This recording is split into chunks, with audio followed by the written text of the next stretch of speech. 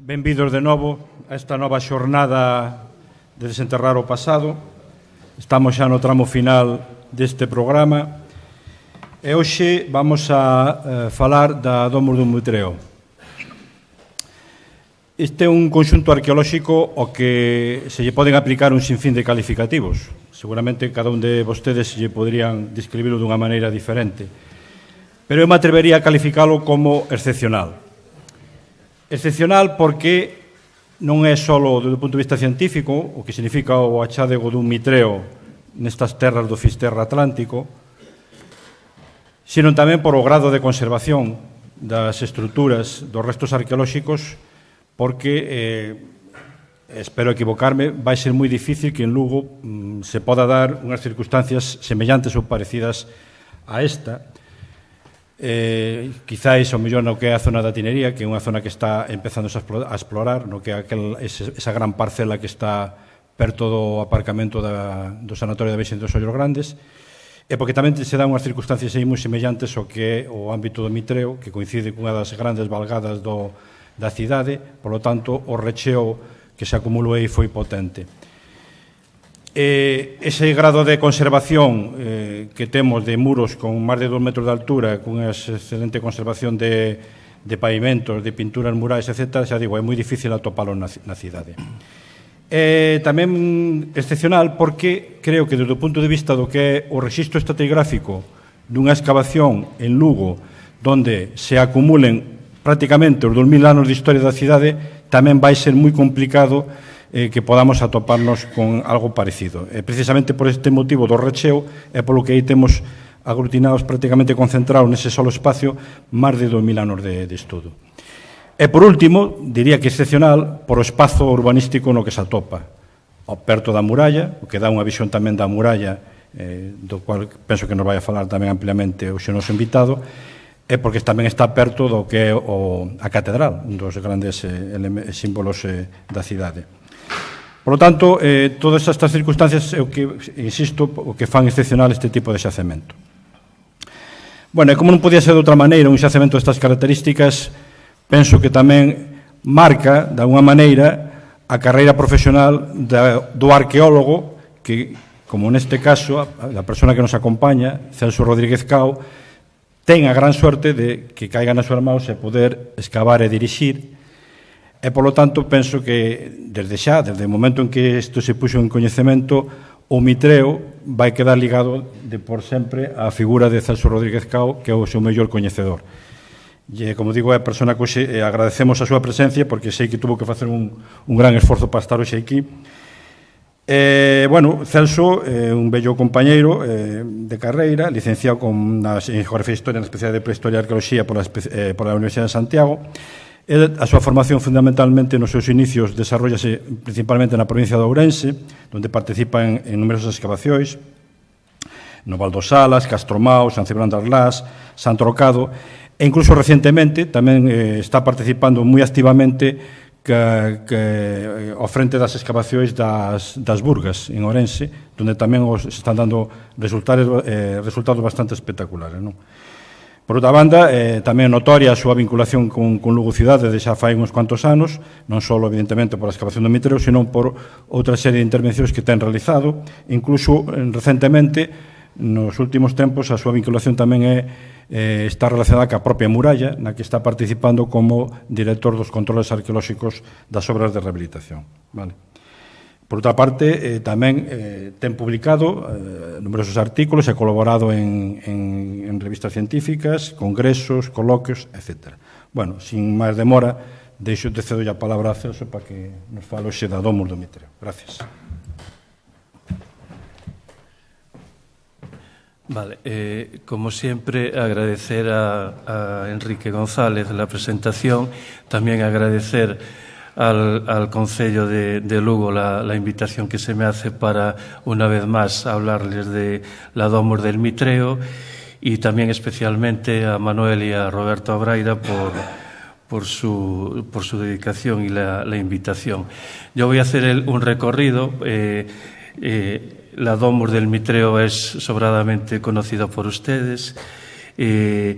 bueno, por algunos compañeros que estáis ahí presentes, pues me voy a centrar también un poco en el tema medieval y luego traigo algunas imágenes de algunos avances que vamos haciendo en el estudio de investigación, principalmente en la cerámica y en este caso concreto, aunque se está estudiando la cerámica, la sigilatis hispánica tardía, la cerámica común.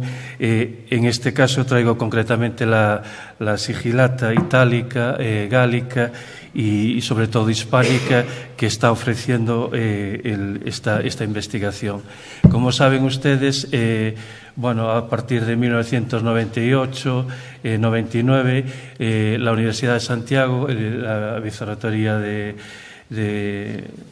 campus de Lugo, pues va a comprar en el momento que es Darío Villanueva rector de la universidad, pues el Pazo de Montenegro, en aquel momento con un doble objetivo, tanto de traer esta sede de la universidad al pleno corazón de la ciudad, como también contribuir a la rehabilitación que se estaba haciendo en aquel momento en el casco histórico.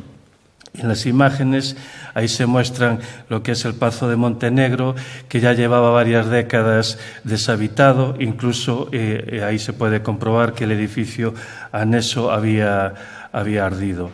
Bueno, esta es una imagen que conocen ya ustedes del Archivo Histórico Provincial, del volumen que tenía este edificio anexo, que en su momento fue también polémico cuando se hace la reconstrucción. La reconstrucción actual incluso es más pequeña que el volumen que había comprado la universidad y bueno, en total tanto el Pazo de Montenegro como su anexo conservan todo la edificación. Como saben, en aquel momento se hace un concurso público y va a ser el doctor arquitecto Felipe Peña el que va a ganar el concurso de la proyección, de la rehabilitación tanto del Pazo de Montenegro como de la edificación de esa nueva sede que hoy forma parte también del Lugo Cultural. Un diseño que con el tiempo y debido a ser un solar espectacular en restos arqueológicos, el proyecto se fue modificando poco a poco y bueno, adaptando para hacer la sala de exposición que tiene en estos momentos. Como comentaba anteriormente, participar en esta excavación, como decía Enrique González, pues fue un lujo porque, como ven en el esquema, desde la fundación de Lucus Augusti prácticamente hasta la actualidad, pues tenemos documentado toda la estratigrafía con diversas estructuras y cuando nos faltan las estructuras, pues tenemos restos de cerámica y de otros materiales que van a hacer de un solar un continuo de la historia de la ciudad. Como saben ustedes, la bibliografía especializada nos habla que después de las guerras cántabras, en el año 1513, aunque no tenemos, creo, una fecha definitiva para la fundación de la ciudad, pues Augusto va a fundar Lucus Augusti junto con las otras dos ciudades, con Braga y Astorga. Bueno, esta es la imagen aérea de la situación de nuestro solar frente a la catedral, una imagen que se puede adivinar que esta domus del Mitreo, junto con todas estas domus que van a estar encuadradas en esta zona suroeste de la ciudad, con una pendiente topográfica que va a caer hacia la cuenca del río Miño. Va a ser una domus privilegiada desde el punto de vista paisajístico, va a controlar todas esas zonas de cultivo, las vías de comunicación al puente romano, las termas y luego todos los horizontes cara a la ciudad de Ourense. En este momento de la fundación de la ciudad se va a crear ese área foral, se van a hacer, como en cualquier ciudad, pues las vías principales, el Cardus, el Decumanos. Nuestro solar va a estar encuadrada pues en esta porción suroeste de la ciudad entre esta vía de comunicación, el Decumanos que va a la Puerta Miñá, el Cardus y el Decumanos menor que pasa por la Puerta Santiago, y también va a cerrar en la zona oeste sobre las termas que hay en la calle Catedral, excavadas por Covadonga, y que, bueno, me imagino que en un futuro pues podrán definir la entidad pública o privada de esas termas. Momento que se hace el acueducto, todas las infraestructuras de la ciudad, y en este solar y en esta caída topográfica lo que se va a hacer es el corte en pendiente de la colina para estructurar una domus que se va a componer de planta baja y un primer piso. Decir que vamos a hablar de una domus romana, principalmente bajo imperial, que es lo que está musealizado, pero en el solar hemos encontrado, como ven ahí en las imágenes, toda una serie de muros totalmente arrasados, algunas en otros sectores, algunas cimentaciones, incluso restos de muros en su primera hilada que no coinciden con la orientación que tiene la propia domus, que debido pues posiblemente a los resultados del estudio de la sigilata itálica, algunas monedas que nos estudió nuestro compañero Santiago Ferrer, pues nos están diciendo que cuando se hace en este solar esta domus, pues va a arrasar, sobre todo a partir del primer cuarto del siglo I después de Cristo, va a arrasar esa estructura cuya funcionalidad no podemos intuir, porque también parte de los muros penetraban debajo de los excelentes pavimentos de Opus Igninum que tiene la domus del Mitreo. Comentar que antes de hacer la propia arquitectura, los muros maestros, la tabiquería, pues el arquitecto lo que hace es un gran plano hidráulico. Plano hidráulico debido pues que estamos en pendiente, la casa se va a estructurar en esa pendiente topográfica, va a ser una zona de muchísimas humedades, entonces, bueno, ahí tienen el plano de algunas canalizaciones que podemos ir estudiando y sumando durante las excavaciones.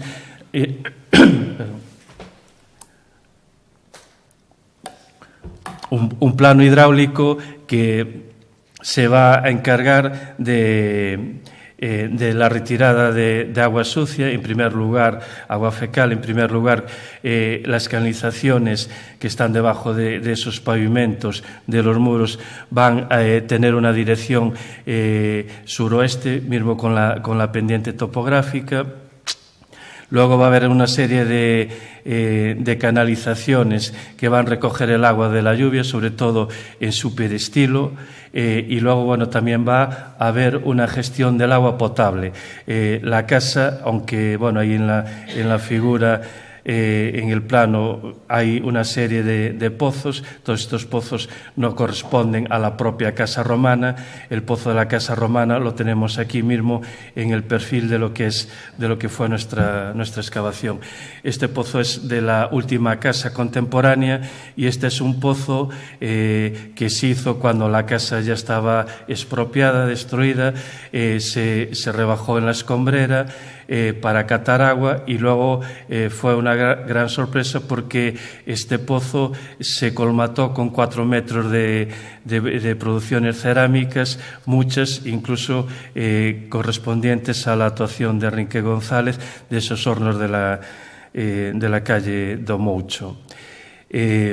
Una vez hecha, bueno, estos son los ejemplos de las canalizaciones que podemos ver in situ, las canalizaciones del peristilo que tenemos aquí. Ahí ven el pozo de la casa contemporánea, el pozo tardío, canalizaciones que en el Bajo Imperio estamos hablando de una domus que va a pervivir durante muchos siglos, junto con su mitreo llega hasta el año 350.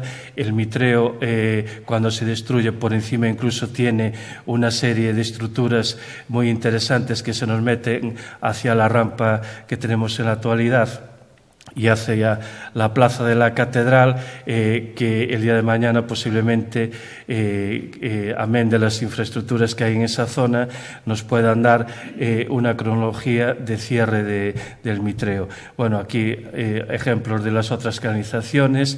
Comentar que al tener tanta perduración en el tiempo, estas canalizaciones también se van adaptando a la infraestructura urbana.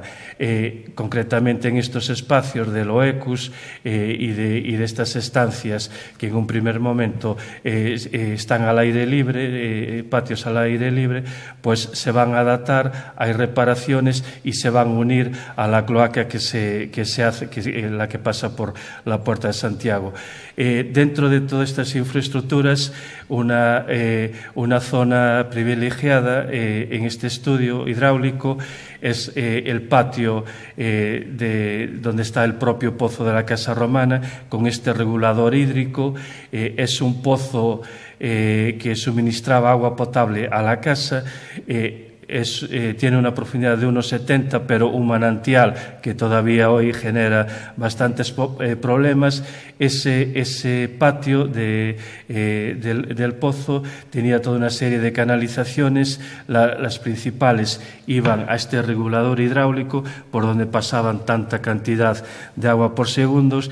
Todo el agua que no pasaba por esa zona se desviaba por otros canales, seguramente a esas otras estancias que tenemos todavía por excavar. Una vez resuelto problemas hidráulicos de humedades y demás, se hace lo que es la propia arquitectura de la casa. En primer término tenemos esa suerte de la que hablaba Enrique, de tener muros completamente, la planta baja completamente como era originariamente, sus pavimentos de opus in linum. Aquí aprovecho para decir que lo que está encima del pavimento pues es toda la pintura que el equipo de Andrea fue recuperando y haciendo esos paneles que se ven en el propio yacimiento, e incluso hay muchos más paneles que ya fueron estudiados, y todavía queda también mucho estudio por realizar. Todo lo que estamos viendo en esta casa cumple las normas del arquitecto Vitruvio, concretamente en este espacio del Oecus, que luego veremos con detención, leyendo lo que hago ahí referencia, el Tratado de Arquitectura, el libro 7, capítulo 4, cuando nos habla de cómo hay que hacer unos enlucidos en unas salas que van a tener muchísima humedad, pues eso es un ejemplo que podemos ver in situ.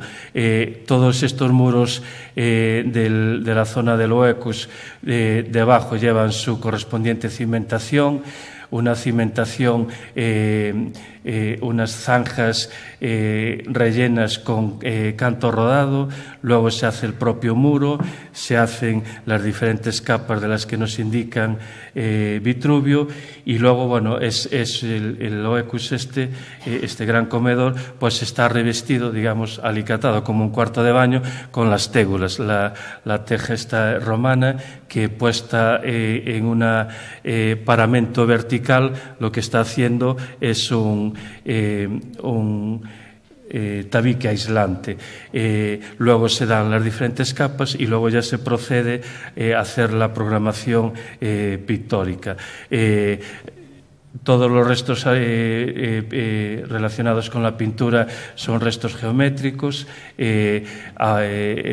Destaca pues, la compartimentación de estos cuadrados, de estos rectángulos que tiene tanto huecos como diferentes habitaciones, divididas pues, posiblemente por estas columnas que recuerdan con hojas de laurel, y luego el techo de la planta baja de estas zonas pues sería este tipo de motivos que también nos recuerdan pues los excavados en Dr. Castro por nuestros compañeros. Este es un detalle pormenorizado de esta tabiquería que tenemos. Ahí al final en el muro solo conservamos in situ la línea primera. Los demás tégulas cayeron cuando la domus es expropiada para hacer la muralla. Lo que pasa que bueno, durante la excavación se pudieron recuperar. Aquí también tenemos el sistema de sujeción por este tipo de clavos de hierro de tipología en T, dado que las tégulas tienen unas dimensiones considerables y un peso considerable, aparte de estas grapas que ayudaban a la sujeción al paramento vertical, también toda la pared de esa sala tenía toda una serie de clavos para ayudar a las diferentes hiladas en la sustentación. Con todos los datos, pues este sería posiblemente la recreación de este gran huecus. Hemos excavado 600 metros cuadrados. Lógicamente la casa sería de unas dimensiones más del doble, y lo que hemos excavado digamos que es la línea imaginaria de lo que separaría en esta gran domus la parte doméstica. Eso que figura ahí en negro son las cocinas, y luego bueno, pues el derrumbe cuando se expropia pues hace que aparezcan toda una serie de materiales que identificamos con letrinas, almacenes, etcétera. Bueno, estos serían algunos de los pavimentos de Opus Ignino, las canalizaciones a las que me refería anteriormente, con algunas, estas concretamente ya son reparaciones, ya cuando la casa llega a la época bajo imperial. Decir que estas canalizaciones también incluso van por dentro de los muros del Mitreo, y luego bueno, la zona del pozo y las regulaciones, que está también el agua muy unido pues al ritual mitraico. A continuación lo que voy a enseñar pues son los restos de lo que serían las cocinas. Esta es la cocina sobreelevada, sería de este tipo. Estos son los ladrillos originales, todavía se pueden comprobar in situ. Letrinas, muchas de estas piezas de las letrinas se pueden ver en la zona del peristilo. Bueno, esto de esa zona doméstica. Comentar que en la zona opuesta, aunque no hemos encontrado zona de baños, hipocausto y demás, lo que sí en el perfil de la excavación hacia la rampa de acceso a la muralla, en ese corte estratigráfico sí lo que apareció fue gran cantidad de ladrillos incluso con restos de fuego, que posiblemente sea un área donde el día de mañana se puede encontrar el hipocausto. Bueno, estos son ejemplos de esa primera fase que va a llegar hasta el año 212. A partir de la metodología utilizada, de las relaciones estratigráficas, horizontales, verticales, sabemos, y luego por toda la cantidad de objetos que nos aparecieron, sabemos que a partir del año 212, 218, la domus, que ya tenía sus años, va a sufrir un gran cambio.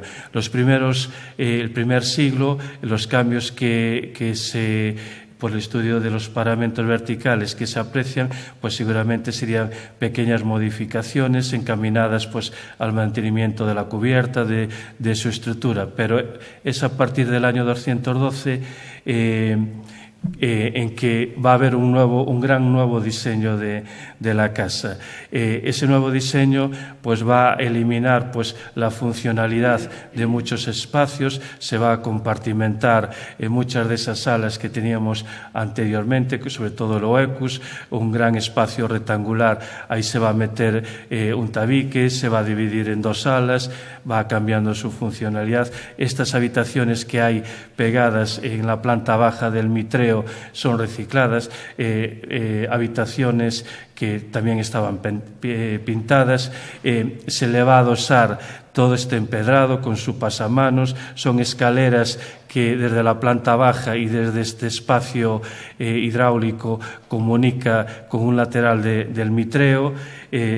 Hay toda una serie de tabiques nuevos, como por ejemplo con su huella del descansillo y de las escaleras, que va marcando tanto en los huecos para introducir pues las pequeñas vigas de madera, como el escalonamiento que va haciendo la pintura.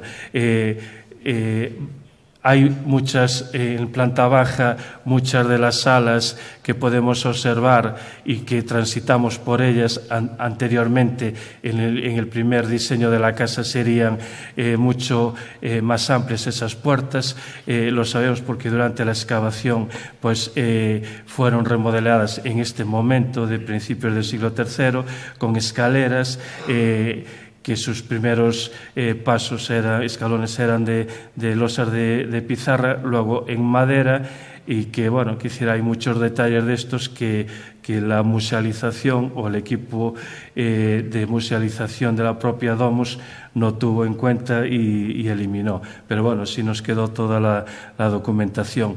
Espacios como este, que es un espacio exterior que se va a cerrar, se va a techar para hacer un acceso directo al mitreo. Es una zona que creemos que es artesanal, sobre todo por la gran cantidad de molinos de mano que nos apareció. Esta sería una interpretación vista desde la escalera, desde arriba. El peristilo, es decir, que es una casa de patio o de peristilo, el peristilo se va a cerrar. En el primer diseño de la Domus, ese patio que todos conocen, empedrado con granito, pues ese pavimento llegaba hasta las diferentes puertas de todas las estancias. A partir de este año, pues el peristilo se le van a crear estas pilastras en L, se va a cerrar, en la planta baja se va a hacer toda esta comunicación. Este va a ser un espacio central que va a comunicar todos estos espacios que tenemos, y en la parte del primer piso va a haber todo un corredor que va a mirar al exterior del patio. Un poco el esquema de esa interpretación sería esa. Aquí tenemos más detalles, por ejemplo, en planta baja, donde está el mitreo, lo que sería el nártex en el primer piso, la puerta se va a cerrar, esta puerta que comunicaría por este pasillo las dependencias de la zona sur de la Domus con ese patio exterior. Este es un ejemplo de las puertas en planta baja que se achican, y luego, nueva tabiquería.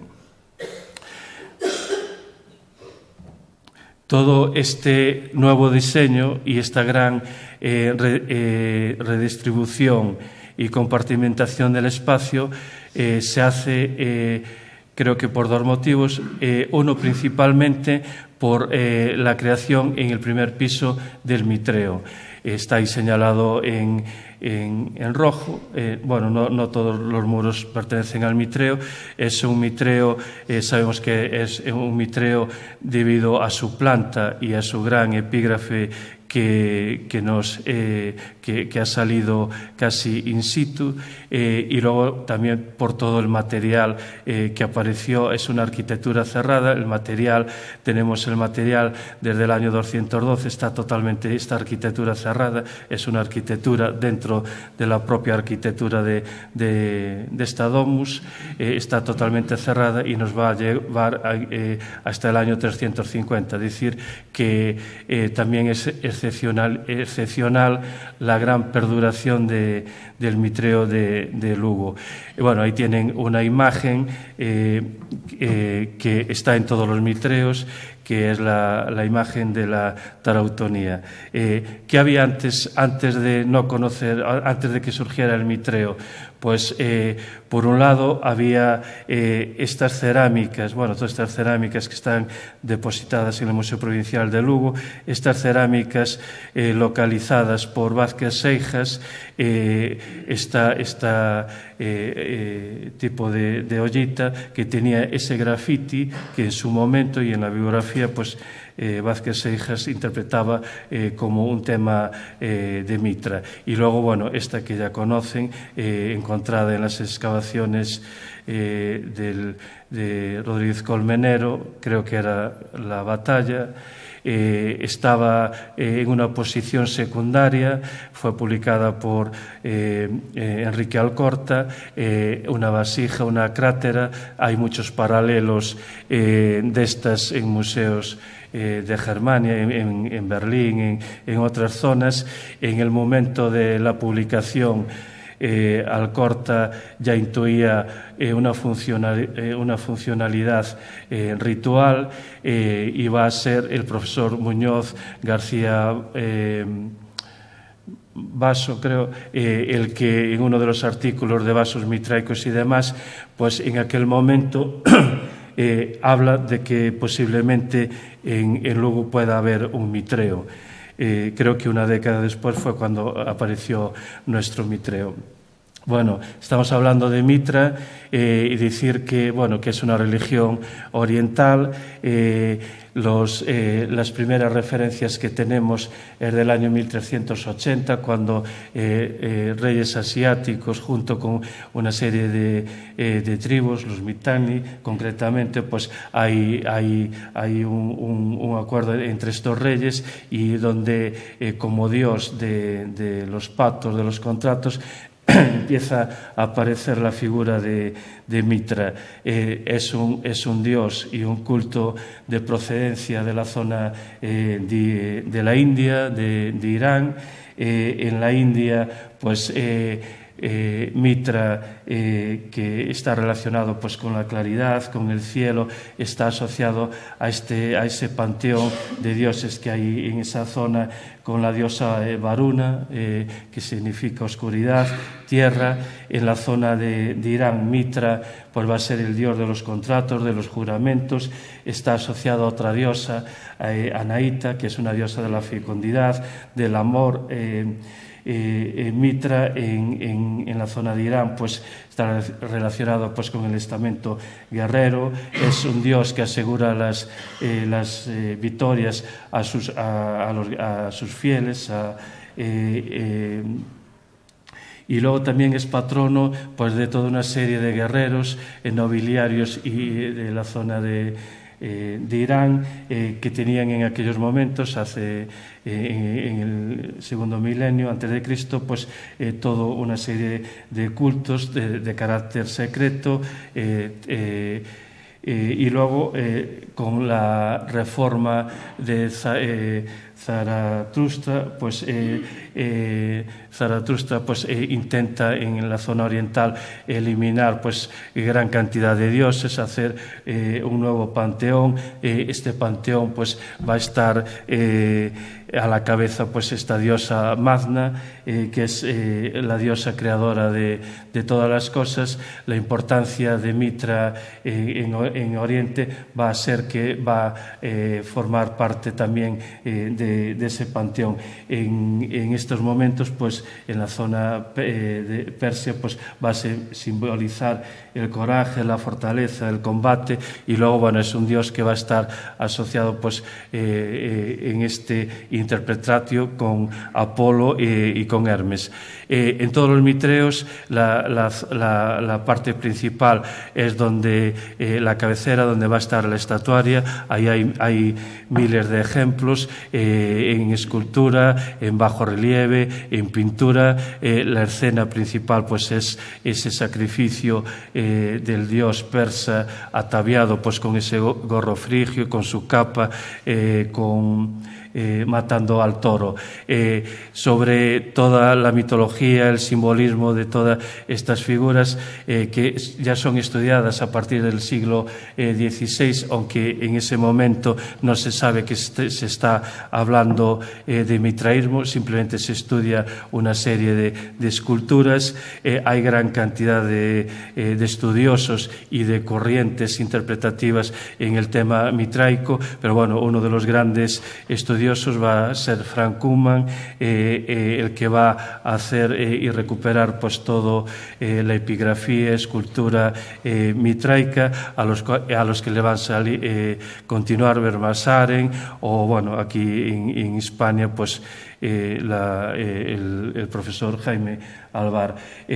También dentro de esta escultura hay varias interpretaciones, unas en que siempre se ha fijado para hacer esta escultura de Mitra pues en la diosa Victoria.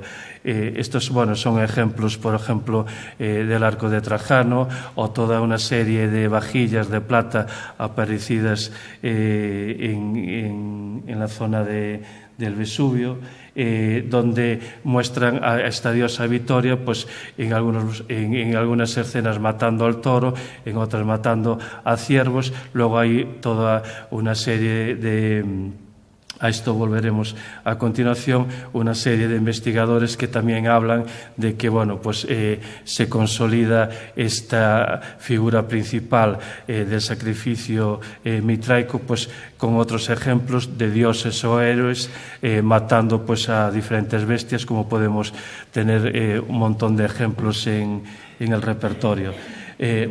Tuvimos la excepcionalidad del epígrafe, ya conocido por todos ustedes. Está ahí descrito, se dedica al culto de Mitra, pues el centurión de la Legio Séptima, y nos habla también de algo muy importante que es la Stationes Lucensis, y de estos esclavos, estos libertos, los vitorios. En la imagen de arriba coloqué una de estas fotografías del momento de la excavación, como apareció el ara. Comentar que la aparición de este gran esta ara votiva pues se corresponde con lo que está pasando a nivel hispánico o en otros centros mitraicos del imperio, de la ocultación tanto de la estatuaria como de la epigrafía.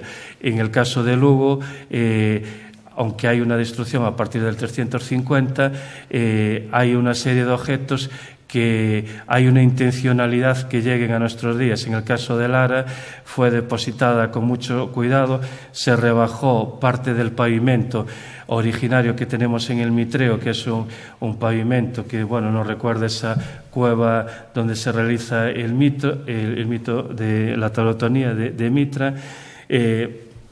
Se cubre con arena y con esas capas que ven ahí, y luego se sella completamente con losas de pizarra. Aquí para llegar y recuperarla tuvimos que romper la losa, y ahí se ve un poco el perfil de utilizar y de ocultar pues esta gran pieza, al igual que por ejemplo pudo suceder por ejemplo en Mérida, con toda la estatuaria que apareció en el Cerro San Albín, cerca de lo que denominan domus del Mitreo, aunque en esa casa de momento la arquitectura no apareció.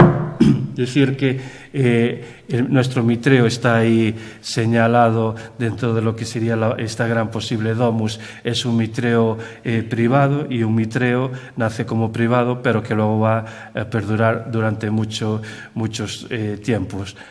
muchos años. Las partes principales que conservamos sería el pavimento artificial, arena, cal, cuarcitas. La escenografía juega un papel muy importante dentro de esta liturgia mitraica. Conservamos las pilastras que estaban coronadas por unas piezas de granito con el cuadrado rebajado para albergar las pilastras verticales que con las vigas horizontales de madera harían esa cubierta. Conservamos todavía parte del podio que nos coinciden y forma parte de la cimentación del Pazo de Montenegro, y luego también durante la excavación hemos podido recuperar gran parte de piezas de la mesa, de esta mesa, una mesa granítica que bueno, pues también no sé por qué razón la musealización que se llevó a cabo las enterró y otra parte las ocultó. Y luego, bueno, comentar que nuestra estatuaria es una estatuaria en bronce y que algunos de los fragmentos que en estos momentos se están analizando por otros compañeros en Londres parece ser que pertenecen al torso de esa estatuaria y parte de lo que serían los pliegues de la capa. La estatuaria, como me imagino que muchas de ellas, al ser de bronce, se cortó. De hecho, los restos que nos aparecieron aparecen cómo fue cortada para fundir y hacer otros materiales. Bueno, esto sería un poco la liturgia que se celebraría dentro. Decir que estamos, ahí se ve en la imagen lo que sería la nave central. Nos faltarían los bancos laterales donde se sentarían o reposarían para ingerir pues ese banquete ritual que a partir del análisis faunístico pues tenemos prácticamente cerrado. La importancia de nuestro mitreo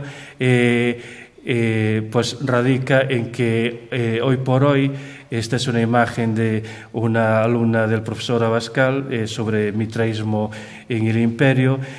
Hoy por hoy en Hispania solo se está dando dos mitreos a nivel arquitectónico, el de Lucus Augusti y el mitreo del Mons en Tarragona. Sabemos que bueno, por Emérita Augusta pues tiene una gran cantidad de estatuaria. Hay también una ara votiva relacionada también con un centurión de la Legio Sétima, un frumentario, y luego pues toda esa estatuaria incluso con firma, al igual que pasa en algún resto escultórico que apareció en la zona de Lusitania. Y en Mérida sí también hay otro mitreo, aunque a nivel arquitectónico bastante más pequeño, con huellas de aras de forma triangular, aunque bueno, las cronologías y el desarrollo de la excavación de momento lo ponen en duda. De ahí, bueno, la gran importancia de nuestros mitreos. Y luego, bueno, este era un apunte de que a raíz de Gaius Vitorius Vitorinos, pues decir que por la onomástica en la zona de Germania Inferior, pues bueno, estamos intentando ver si tiene alguna relación estos Vitorios Vitorinos que nos aparecen en esa zona del Imperio, sobre todo relacionados pues con la Séptima Legión, tema militar, incluso algún comerciante.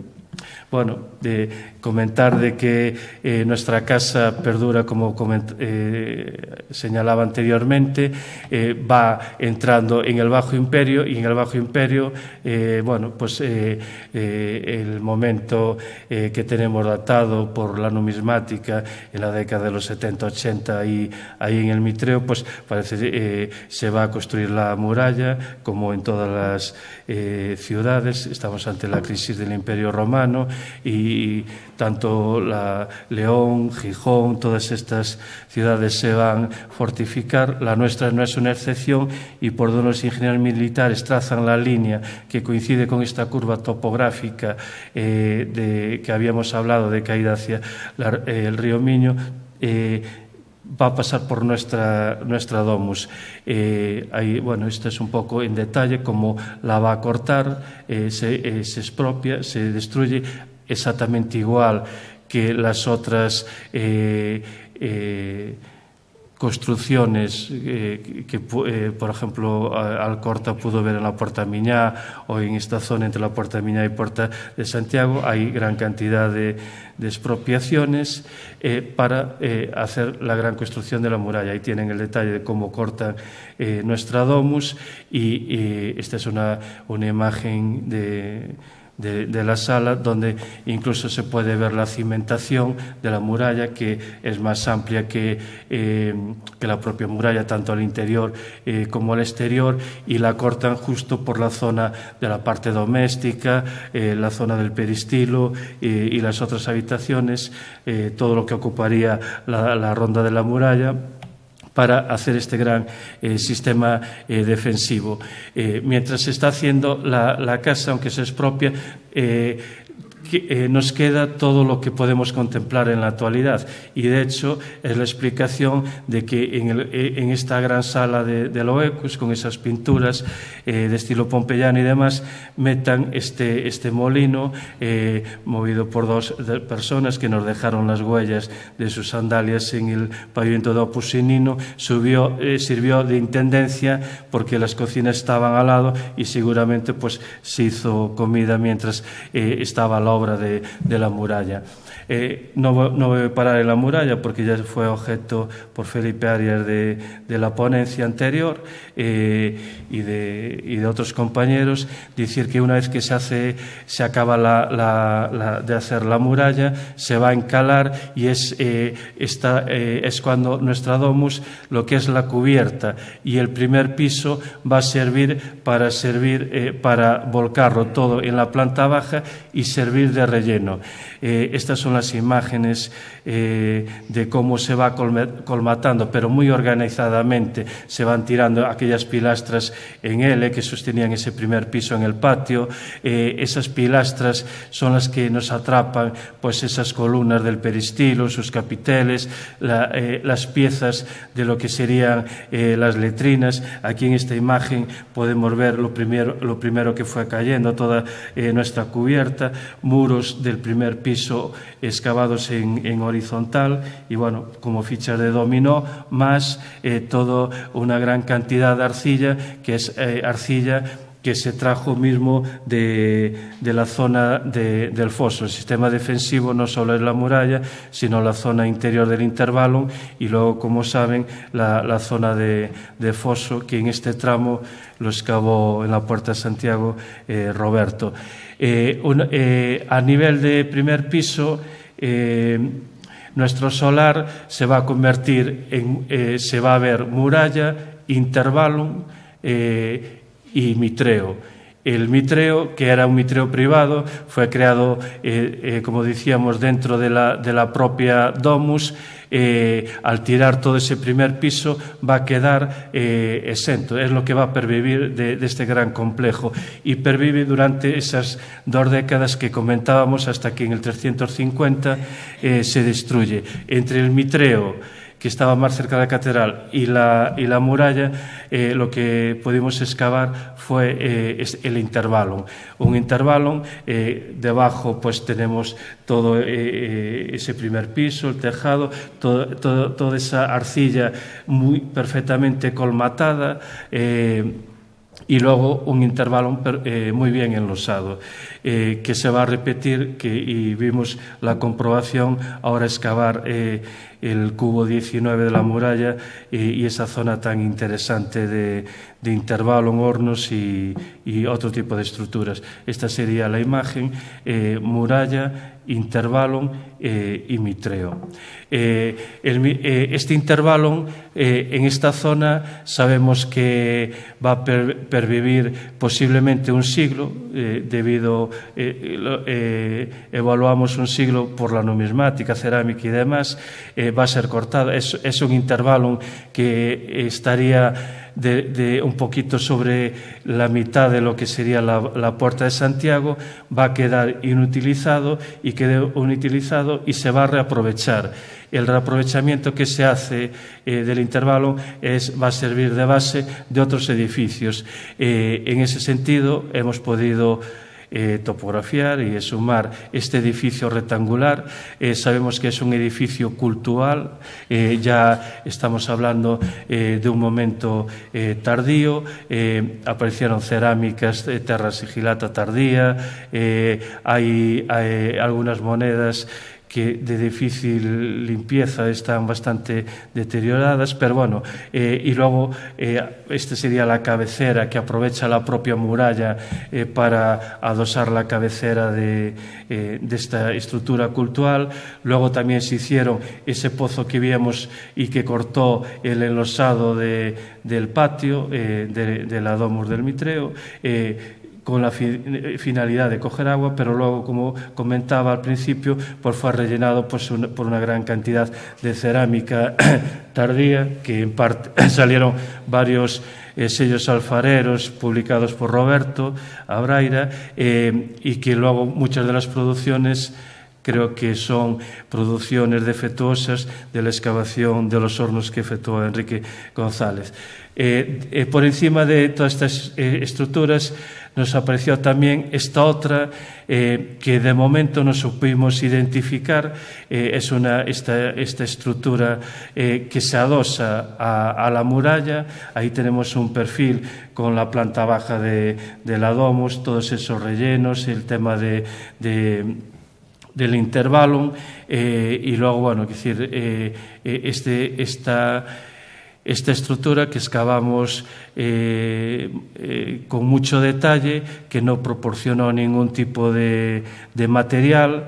No sabemos qué funcionalidad pudo tener y que sí tiene su continuación debajo de esta rampa que tenemos de la Puerta de Santiago, y que, bueno, a ver si el día que se aborde la excavación, junto con la contrapuerta de la Puerta de Santiago, se pueda definir. En la intervención, pues, bueno, también pudimos excavar la parte de la muralla. Aquí se identificaron también toda esa serie de muros perpendiculares y radiales que ayudaban a coser el paramento interior con el exterior y que prolongados formaban los cubos que actúan como contrafuerte de la muralla. Lógicamente, como viene siendo habitual, nos aparece las escaleras de esta tipología en T, y este cubo de la Puerta de Santiago tuvo la excepcionalidad que encima del propio cubo lo que nos apareció fue también la cimentación de lo que sería la Torre de la Muriega. Toda la Muriega, publicada por Abel Vilela, esta es la cimentación de los muros de 1 metro, la puerta a doble pestaña, encontramos todo su sistema. Estos son el sistema hidráulico de lo que sería la torre esta, el primer ayuntamiento de la ciudad de Lugo, y que, bueno, quiere decir que estamos hablando ya de una estructura del 1500 y pico. Hemos encontrado no solo el intervalo adosado a la muralla, sino también una calzada medieval, y esta imagen se corresponde a lo que sería la calzada moderna, con gran cantidad de tránsito entre una y otra puerta, las huellas de las rodadas de los carros, infraestructuras de barras eléctricas que la fue cortando, y luego por encima, y después de una serie de colmataciones, también aparecieron toda la calle decimonónica, una calle que incluso continuaba por lo que sería el adarve, era más ancho de la que tenemos en la actualidad, y estaba decorada pues con espina de pez, con círculos, bueno, es conocida de todos. Relacionado también con la Torre de la Muriega, nos apareció la primitiva rampa que accedían desde la vía pública pues a esa torre, que nos quedó ahí la muestra de la losa de pizarra colocadas de canto, rampa que luego fue sustituida por la que tenemos actualmente. Bueno, el solar se va colmatando poco a poco y va entrando en lo que sería la Edad Media. En la Edad Media, a partir del siglo XII, como cualquier ciudad europea, pues se van a asentar los gremios en este Burgo Viejo. Estamos precisamente en el nacimiento del Burgo Viejo, y el solar nuestro se va a convertir en el obradoiro de nuestra catedral. Pegada a la muralla, pues nos aparecieron toda una serie de elementos relacionados pues con los canteros y manufacturas, sobre todo también de hierro, pues que actuaban para los trabajos de la propia catedral. Una vez consagrada la catedral, pues la Plaza Santa María, como sabéis, y como sucede con otras iglesias, capillas excavadas en San Marcos o en otras zonas, pues va a ser Camposanto, nuestro cementerio. El solar se pudo recuperar y excavar buen número de tumbas de tipología de lajas. La materia prima para hacer estos panteones familiares era la propia muralla. Aquí se puede apreciar cómo esa argamasa de cal hidráulica que tiene la muralla, ese hormigón, pues al retirar estas losas, pues bueno, pues todavía conservan la cal. Hubo en la excavación pues gran número de tumbas infantiles y luego, bueno, pues panteones muy reutilizados, familiares, tumbas familiares, algunas incluso pues con el detalle, como aparecen en otras necrópolis, de este tipo de almohadilla para que en la rotación del entierro del difunto pues que pueda ser colocada la cabeza, aunque muchas veces, como en este caso, esa rotación no cumple siempre su misión. Se pudo recuperar todos los esqueletos, se mandó a la Facultad de Medicina de la Universidad de Santiago, Antropología Física, que se hizo cargo de todo este estudio, y sabemos, bueno, pues todas las características de esa población luguesa enterrada entre el siglo XII y finales del XIV. Esta es una imagen significativa. Aquí vemos esa plataforma que no sabemos identificar, y luego, bueno, como nos fueron apareciendo pues todo ese tipo de panteones que tienen su continuidad hacia la catedral, algunos incluso excavados por Enrique González en la capilla de San Froilán. Aquí vemos la zona del intervalum, que solo llega hasta la arquitectura mitraica, y luego, bueno, aquí ya se van adivinando esas otras estructuras de las que habíamos hablado. Aquí, a partir de finales del siglo XIV, principios del siglo XV, en este solar ya no se entierra, pero sí se pudo documentar, y precisamente encima del mitreo, ahí empiezan a aparecer, debajo de este patio exterior que relacionamos con una casa con su pozo ya entre finales del XIV y XV, pues el patio, un patio que hizo este pozo cuadrado y que profundizó a coger agua, bueno, y encontrando pues restos de lo que serían los muros maestros de la planta baja de Sadomos, con lo cual para hacer la arquitectura recicló los muros romanos. Y bueno, es decir, se sigue colmatando el solar y ya vamos entrando en la época contemporánea. Hablamos de 1730, cuando se hace el propio Pazo de Montenegro, familia noble relacionada pues con el cabildo catedralicio, y se va fosilizando pues toda esta arquitectura, edificio civil neoclásico, toda esta arquitectura que llega a nuestros días. Un edificio que incluso detalles de su fachada, los canteros las reproducen también, están reproducidas también en lo que sería la fachada de nuestra catedral. El Pazo de Montenegro, en su excavación, en la cimentación, era un pazo también, un volumen bastante más grande. Lo que pasa que, bueno, a partir de este pleito entre el cabildo catedralicio, la propia familia noble de los Montenegro y y el ayuntamiento, ese paso se hace la reducción al volumen que compró la universidad para hacer esa edificación, aunque en la cimentación, en la planimetría que pudimos topografiar, pues era un edificio bastante más grande. Un edificio, bueno, que cuando entramos en el año 2000, pues todavía conservaba, y desgraciadamente estos paneles en su salón noble, que bueno, no se conservaron. El único que se conservó en la planta segunda es este, aunque también había gran cantidad de motivos, imitaciones de mármoles, de escuela portuguesa hay muchos ejemplos, sobre todo en el sur de Galicia, Ourense y Portugal, con esta relación de gente que hacía estos yesos y estas decoraciones. Y luego, bueno, comentar que dentro de ese anexo, cuando se empezó la excavación, sí podemos documentar toda esta serie de estructuras. Esa que va en diagonal son las canalizaciones del propio pazo de agua fecal, y bueno, recibos, y luego, bueno, pues también alguna escombrera de alguna cerámica, de Talavera y del poder adquisitivo de esta familia noble.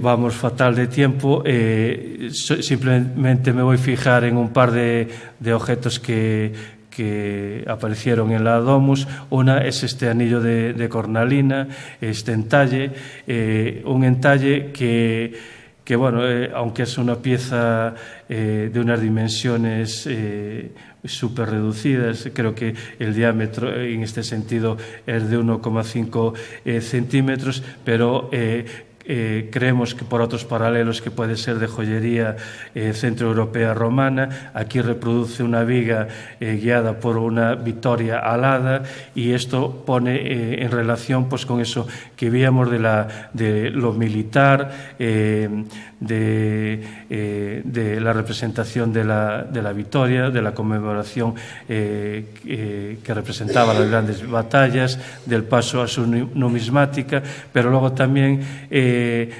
parece ser que no es casual que el tema de estos entalles pues están apareciendo últimamente en las últimas excavaciones recientes de otros mitreos, sobre todo mitreos centroeuropeos entre Francia y Suiza, con las mismas representaciones. Tenemos numismática pre-domus, y luego todo un recorrido que nos va adaptando estos grandes cambios de lo que fue la domus a posiblemente una statius lucensis. Monedas que incluso hay algunas falsificaciones, y monedas estudiadas como decía, por Santiago Ferrer. Y luego, bueno, gran cantidad de cerámicas, sigilatas, lucernas. El mitreo, al ser una arquitectura cerrada, sin ventanas, la iluminación era a partir de lucernas y a partir también de lamparillas de vidrio. Tenemos vidrio alto, bajo, imperial, y luego, bueno, estamos avanzando en ese estudio que comentaba anteriormente, bueno, de estas sigilatas. Tenemos sigilata itálica, gálica y sobre todo hispánica, que lógicamente es la que más abunda. Dentro de estos repertorios también aparecieron gran cantidad de marcas de alfarero, algunos que todavía están en estudios relacionados pues con la sigilata itálica. Pues nos apareció esta marca de Rufio, que parece ser que pertenece a un alfarero centroitaliano de esta época que hablábamos seguramente de esas estructuras anteriores. Destacar tal vez a lo mejor esa pieza con esa decoración, esta tierra sigilata gálica, donde hay cerámicas lisas, cerámicas decoradas. Destaca estas decoraciones en las que aparecen animales exóticos, en este caso concreto un mono y cabezas de gansos. También nos apareció una marca todavía que no había aparecido en Lucus Augusti de Níger, y luego lo que más abunda en este primer repertorio que que se está estudiando, pues la tierra sigilata hispánica, algunas formas todavía no catalogadas en los repertorios que tenemos de cerámica, y luego sigilatas que también aparecieron 9 sellos, y de los 9 sellos, pues bueno, destacan en negrilla, Lapilius, y ya creo que datados por Covadonga en su publicación de las marcas de alfarero, pero luego bueno, nos aparecieron estas otras que son novedosas en la ciudad de Lucus Augusti. Algunas también nos suelen aparecer, bueno, están documentadas en Braga, a excepción de Firmus, que no aparece en Braga, pero sí aparece en Mérida y en Conímbriga. Bueno, no voy a hablar de sigilatas, ya me he pasado de tiempo. Sí, también voy a hablar solo una pincelada, porque tenemos mañana la fortuna de contar con Carlos Fernández, que conjuntamente nos estudió todo este repertorio de tasones faunísticos con grandes resultados para lo que es la ciudad de Lugo.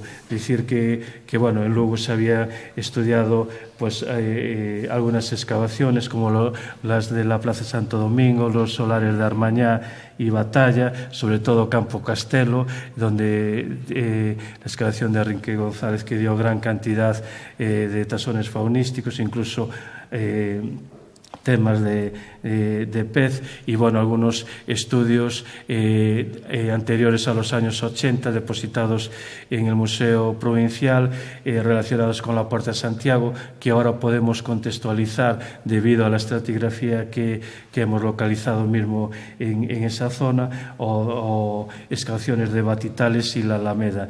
Estos tasones faunísticos nos están hablando de la dieta alimenticia en época romana, en el Mitreo, y bueno, se puede extrapolar. Muchas de las especies ya fueron encontradas en otros puntos de la ciudad de Lucus Augusti, pero bueno, podemos hablar de especies de interés vacuno, alimentario, principalmente el vacuno con unas tallas exactamente igual que en época castresa, pero bueno, aquí en el repertorio de la Domus del Mitreo también se hizo el estudio de tasones faunísticos de época medieval. Creo que es de las primeras veces que se hace ese estudio. El vacuno en época medieval tiene unas tallas bastante más grandes que en la época romana.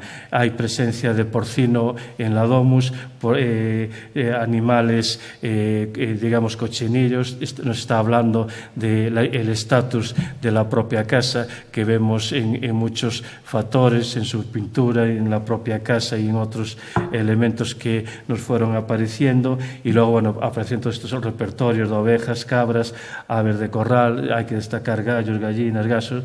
De estos hablará Carlos. Se documentó en la Domus el gato, como es la primera vez que se documenta como animal doméstico en el noroeste, como animal de compañía. El gato es introducido en época romana. También hay unas dataciones y unos ADNs que hablará Carlos sobre una especie de perro aparecido en la Domus. Y luego, bueno, hay todo un conjunto de especies silvestres que nos hablan del estatus del señor de la casa, del centurión. No son especies para en plan alimenticio, sino pues que son temas cinegéticos de caza, y entonces aquí abundan ciervos, jabalís, corzos, zorros, perdices. Pone en boga de que una ciudad, como ha aparecido en Astorga, la presencia de leporarias, los conejos y liebres vividos, que viven al aire libre pero cercados y que van a suministrar gran cantidad de carne a la población. La aparición también de camélidos en nuestra propia domus, y luego, bueno, productos marinos que nos hablan pues del contacto de Lucus Augusti con Brigantium, con la costa lucense. Lo que pasa que las ostras que hemos encontrado en la Domus son de proporciones mucho más grandes que incluso en talla, que incluso las que hay en Brigantium. Esto nos está hablando también de una gran artesanía que hay en la propia Domus. Estos son algunos de los ejemplos encontrados, agujas de un ojal, de varios, relacionados con el textil, la lana, los telares, los crinalis, que también aparecieron en material metálico, en bronce, con decoraciones. Hay las fichas que aparecieron de juegos, alguna incluso se rastrea que alguna tuvo color, y luego, bueno, todo el elenco de material metálico que el estudio de él pues nos puede hablar de 5 profesiones, cirujanos, hay todo un elenco. Y luego también lo que domina sobre todo pues son las bisagras de esas libretas, seguramente relacionadas con la statio, de esa contabilidad que se hacía en la Statius Lucensis, punzones para escribir, y luego también algunas lacras de correspondencia, posiblemente de este militar con la Legio VII. Así es muy resumido lo que está dando la Domus del Mitreo.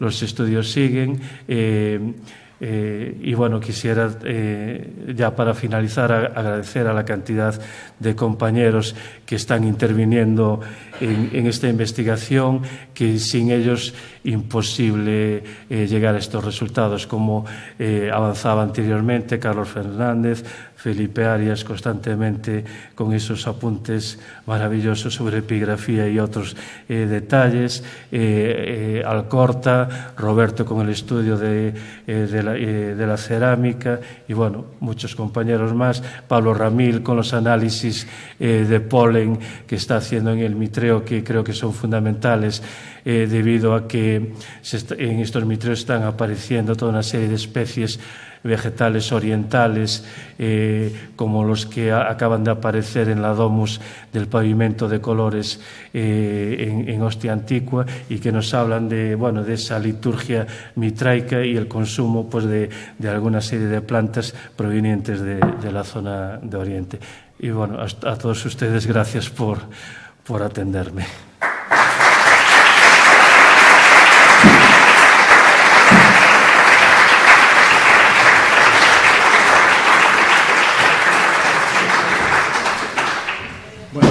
Damos as gracias unha vez máis a Celso por este interesantísimo relato da Domus do Mitreo, e abrimos un pequeno turno para preguntas ou cualquier cousa que se quera comentar ao respecto.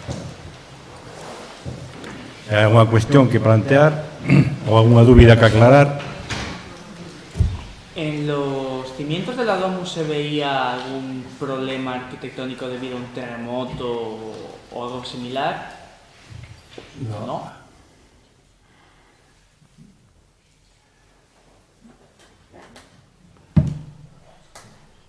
No, la cimentación, lógicamente, se asienta en el terreno natural, arcilloso.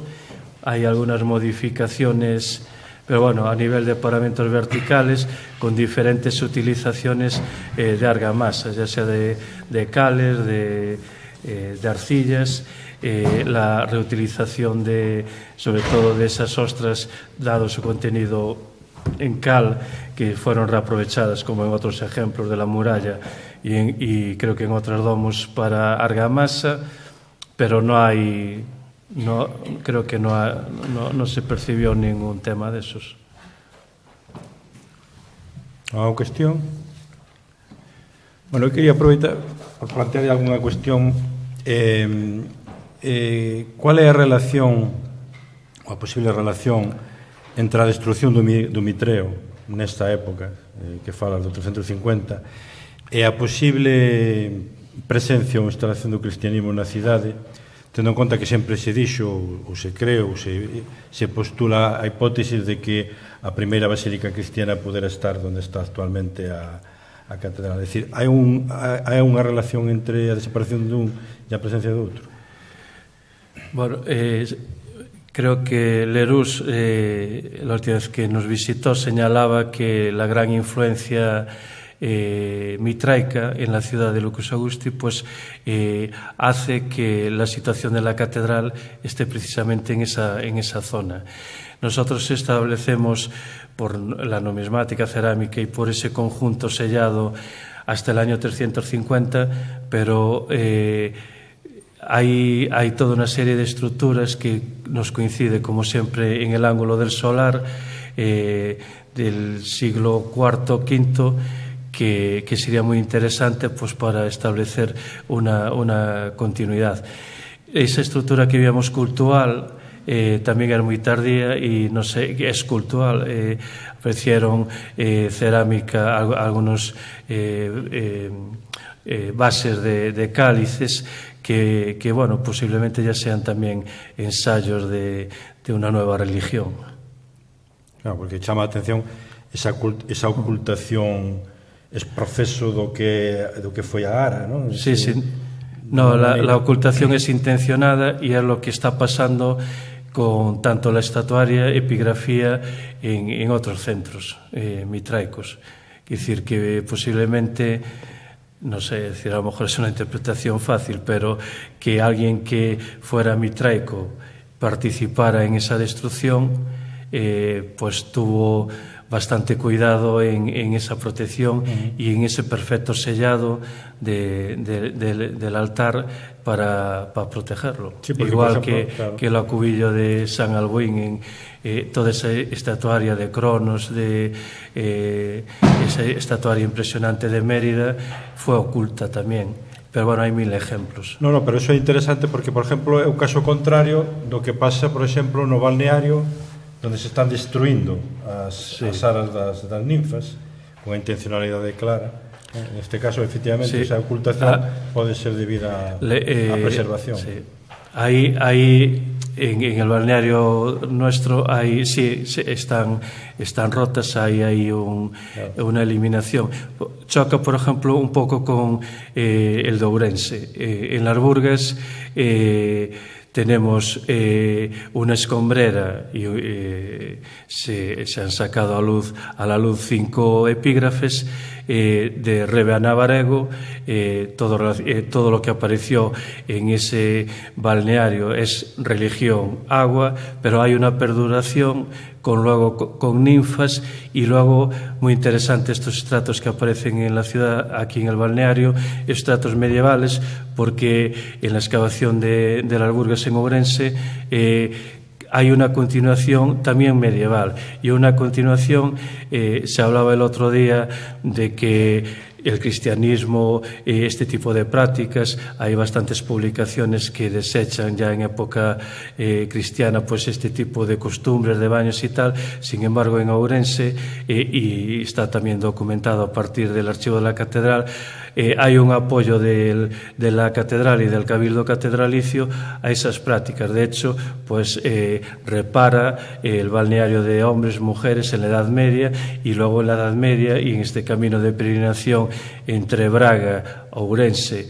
para Santiago, pues se establece también allí un hospital de peregrinos finales de la Edad Media moderna, y en el propio balneario pues aparecen en las fuentes aparecen temas ya de peregrinaciones, y luego bueno, ordenanzas municipales, época moderna, el agua se sigue utilizando hasta nuestros días, incluso bueno, hasta hoy, y bueno, también con una hornacina de una escultura de la Virgen del Posío que rebautizan como Virgen del Carmen. Ahí todo es agua, por eso los estratos aquí choca un poco pues una continuidad del aprovechamiento de agua minero medicinal y bueno, la destrucción como aparecieron de las aras de las ninfas.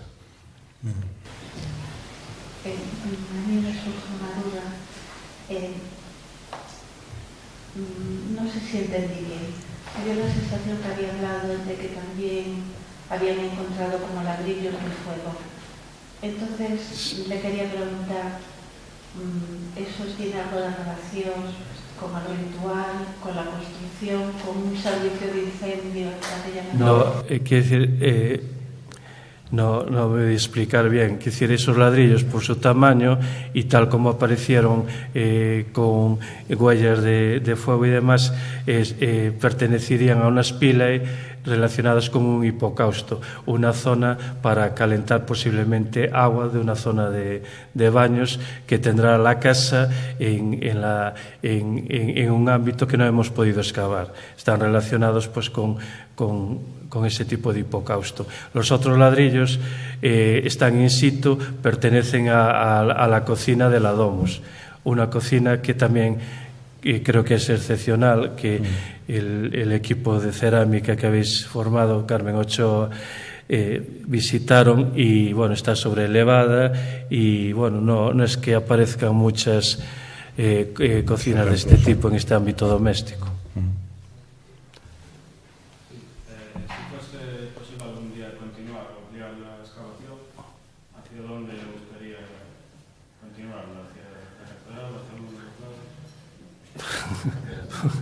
Bueno, en su momento todos los compañeros hablábamos de excavar hasta la Puerta de Santiago, porque no era excavar por excavar más, sino que sería el límite para, aunque creo que Covadonga ya excavó una parte, pues ver lo que pasa ahí, es decir, la cloaca, el sistema de la puerta. Yo creo que aunque está datada como romano, debe ser de las últimas que se hicieron debido pues al intervalo y otras acciones. Pero bueno, lógicamente lo que nos queda es hacia la Puerta de Santiago y hacia la catedral, porque ya por las estructuras y los edificios que hay en la Rúa do Mocho ya es bastante complicado. Nada máis.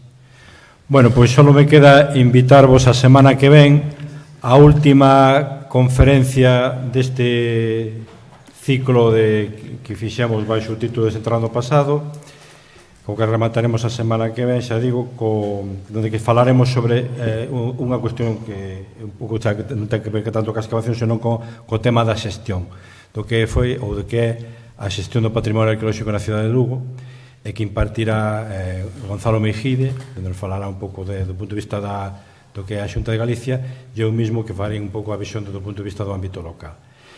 E bueno, por se non estades aínda fartos da arqueoloxía, despois de tantas xornadas, dicirvos que a partir de mañá vaise desarrollar un ciclo dentro da programación do Luco Cultural como antesala ao Ar de Lucus, tamén onde se van a realizar un ciclo entre mañá e o próximo mércores, un ciclo de conferencias aos que vos invito, evidentemente. Concretamente mañá, xa apuntou, señalou Celso, vai ter lugar ás 8 da tarde a charla de Carlos Fernández Rodríguez, que nos vai falar sobre a caza, a pesca e animales domésticos ou animales de compañía no que era a Galicia romana, evidentemente centrándose en todo isto do que comentaba Celso, destos grandes hallazgos e importantes hallazgos.